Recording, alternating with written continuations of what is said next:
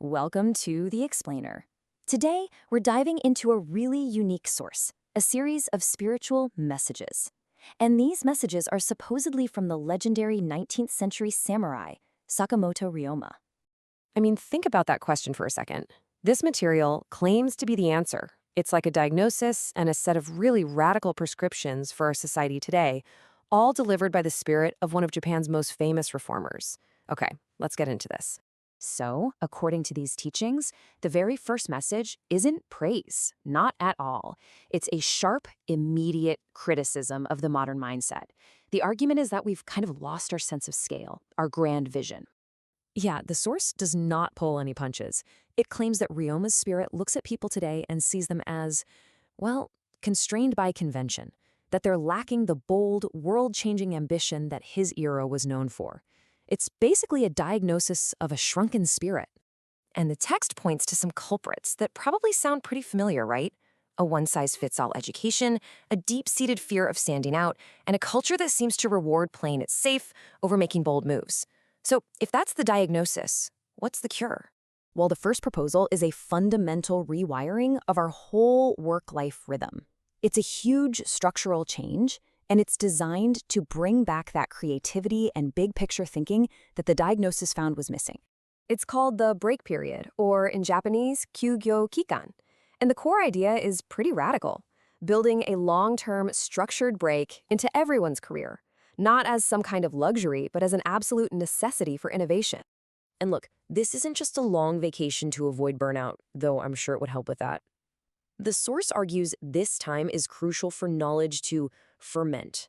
To give people the mental space to study, to travel, to just think.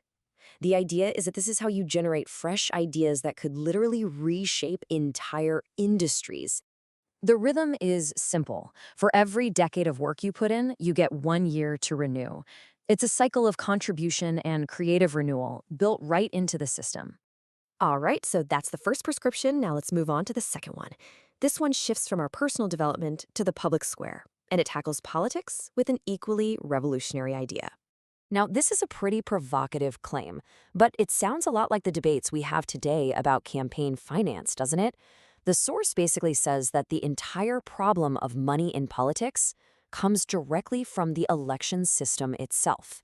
So it proposes this dramatic shift away from fundraising and popularity contests and towards a system built on proven merit and recognized expertise.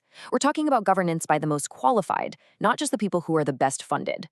Okay, what's really fascinating here are the specifics. This isn't just some vague idea. It's practically a blueprint. Think about it, a formal license to even be a politician, an upper house made up of industry experts, and a direct pipeline for talent from the private sector to come right into public service. All right, so the final prescription, this one is the most personal. It argues that even if you fix the systems for work and for politics, nothing really changes until you fix the human spirit from the inside out. The text introduces this really powerful metaphor, a scab on the heart. This scab represents all those little worries, the fear of what other people think, and all the conventional thinking that hardens over our true, passionate nature. So how do you break through it? Well, the force you need is called kihaku. The source describes it as this magma-like passion, a kind of soul's vigor that's just lying dormant under the surface, waiting to be unleashed for a higher purpose. So here's the bottom line on this. The source is calling for a spiritual revolution. It's a call for all of us, but especially leaders, to crack open our own internal barriers and act with this fiery, mission-driven energy that's all about serving other people. So, from a mandatory sabbatical to a government based on merit to a call for inner passion, these spiritual messages really do present a radical vision for a different kind of world. And it leaves us with one final question to think about. What does that central metaphor, breaking the scab, mean for us, right here, right now?